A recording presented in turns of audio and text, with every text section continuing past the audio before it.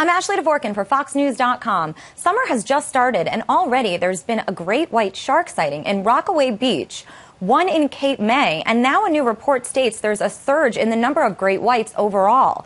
So what does this mean for the great white population? And of course, what does this mean for beachgoers? Joining us now is Dr. John Carlson of NOAA Fisheries Service. Welcome. Thank you. So first, tell us about this report in terms of the numbers. What are they seeing and where? In what locations is there a surge in sharks? Well, this is a study that was a complete study for the Northwest Atlantic Ocean. It wasn't specific to any particular area in the Atlantic Ocean. It was more of a broad-based study.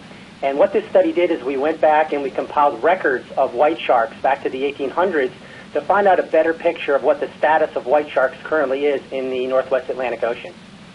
And now, how much of this, surge in the great white sharks in this area do you attribute to new protection that's in place for the conservation of the species? So tell us about that, because there are protections in place for great white sharks. That's correct. When we look at the data overall, we see a general decline in white shark populations beginning about the late 1970s and into the late 1980s.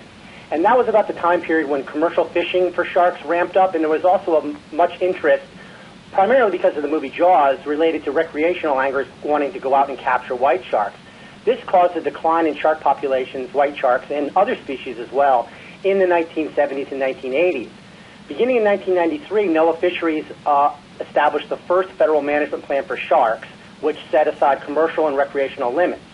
Then in 1997, the white shark was listed as a prohibited species, which meant there was no legal way to harvest white sharks, either commercially or recreationally. And for the last several years, because as you said that this report spans a lot of time, what numbers are you seeing in great whites now? Well, we don't have actually numbers in terms of actual numbers. What we looked at was relative abundance, the number of animals caught in commercial fishing gear, the number of animals caught in recreational gear. It's what we term a relative abundance index. So that relative abundance index we've noticed since the 1990s has been steadily increasing. And considering overall we're now telling people more great whites, what do beachgoers need to know? Well, this doesn't necessarily mean people can't still go and enjoy their summers on the beaches. What we generally recommend is for anyone that does go in swimming, there are certain precautionary measures we ask of swimmers to take into account.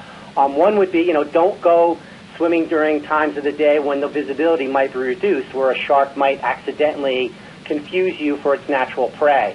When the visibility of the water is reduced, obviously the shark's senses are somewhat reduced as well, and that's when accidents occur and a shark mistakes a human for its natural prey. We also ask swimmers not to go swimming, obviously, if there's a lot of bait fish in the water or if there are other people fishing in the area. That was going to attract the shark and may accidentally cause an encounter with a human. We also tell people not to wear jewelry on their legs or on their arms. Jewelry splashing in the water looks very similar to a fishing lure, which might attract a shark and have that person accidentally being bitten. So these general precautionary principles we ask swimmers to do is just something simple that they can do and still enjoy the beach in the summertime. Sure, and those are the precautions to take. How likely are confrontations in the first place, and where and when, during different times of the year? Well, the summertime is when most shark attacks occur, but it's also related to when most people go in swimming. Obviously, with more people in the water, the probability of encountering a shark is that much higher.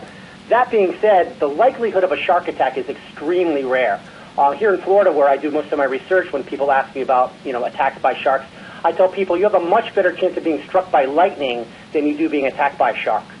Well, if someone were to encounter a great white, what do you suggest they do then? And also, they could help tag the fish for future records, because as you said, this is an elusive fish, and so this is kind of how you're keeping track, right, of the population? Yes, exactly. One of our collaborators on this project, they run a recreational fish tagging program. It's out of the laboratory in Rhode Island.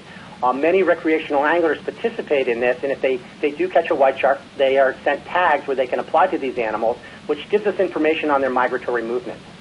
All right. Well, great. Well, Dr. John Carlson, thank you so much for your time today. Appreciate you joining us. You're welcome. Thank you. And thank you so much for watching. For FoxNews.com, I'm Ashley Dvorkin.